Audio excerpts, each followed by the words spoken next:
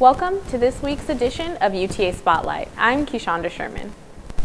UTA Lady Mavs defeated Coastal Carolina, leading to its victory in a 3-0 set. Here's Creighton Branch with the story. The UTA volleyball team returned back to the College Park Center for a 2-game home stretch this past weekend.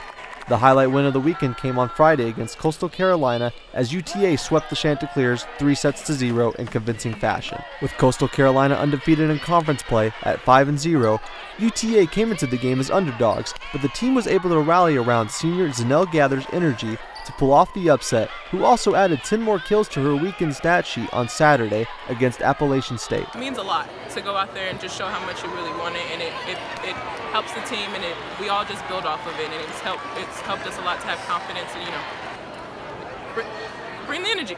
With the help of the freshman players, UTA ended the game with 38 kills and a 47.3 point scoring percentage. They were able to carry that momentum into the next game on Saturday, where they also swept Appalachian State.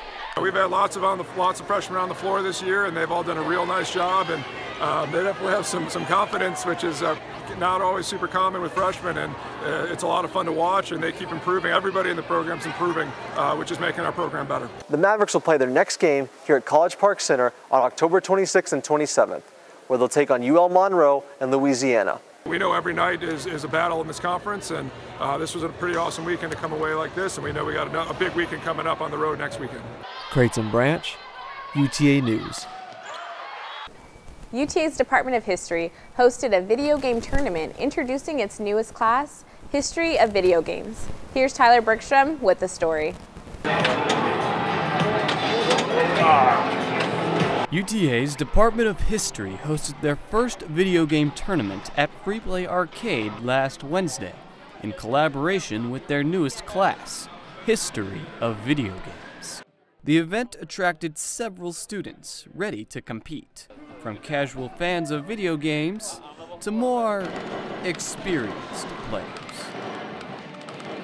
While some could see the new class as too unorthodox for students, Professor and Chairman of the Department of History, Scott Palmer, says the event and subject are perfect for UTA students. One of the things about video games, like television earlier or radio of an earlier age, it's an entertainment medium, it's a relaxation medium, but it's also the sort of thing that, unlike television, back in the 60s and the 70s when it was very passive, video games gives you an outlet for creativity, for inventiveness, and for developing your own understanding of the world in which you live. Students were also encouraged to try out the variety of games Free Play had to offer, from well-known titles to the obscure and seemingly absurd. I just got done with round one. My game was Missile Command. Not to brag, but I did a pretty decent score. I had 8,000 something. I made it actually on the scoreboards, which is more than the other people could say. With an intriguing class and a successful event, the Department of History is ready to help students level up their history experience.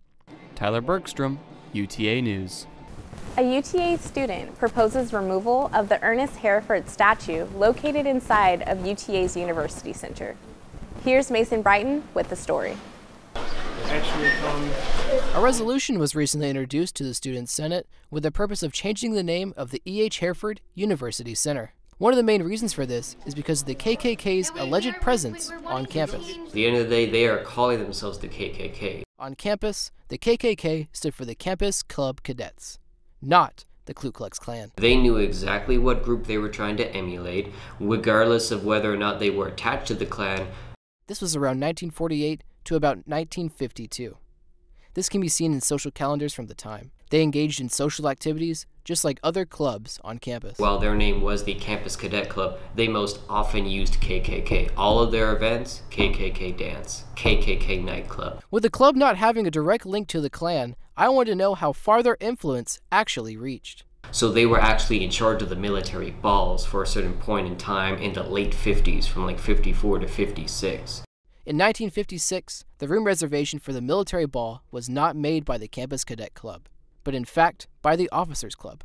According to a listing of school organizations from 1955 to 1956, the Cadet Club was not even active on campus. The Campus Cadet Club, the Davis Hall Klansmen being on campus, specifically being restarted by Hereford as they were applying to be renewed, and he approved it, as he can do.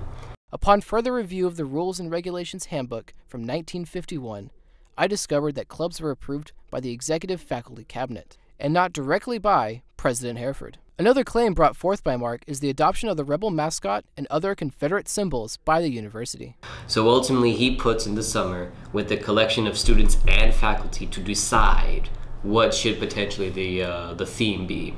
And they came down to two options, the cadets and the rebels. In 51, it was the students who had the power. President Hereford called a meeting of the students to vote on a new mascot. The students voted for the rebels over the cadets. And the students, due to the fact that this is segregated, that this is the Old South, happily accepted. ASU didn't integrate until 1962. So it is not unreasonable to think that a university in the early 50s would adopt a mascot honoring Southern pride and a year later adopt the battle flag as their school banner. While their claims are rooted in history, their conclusions misrepresent the facts.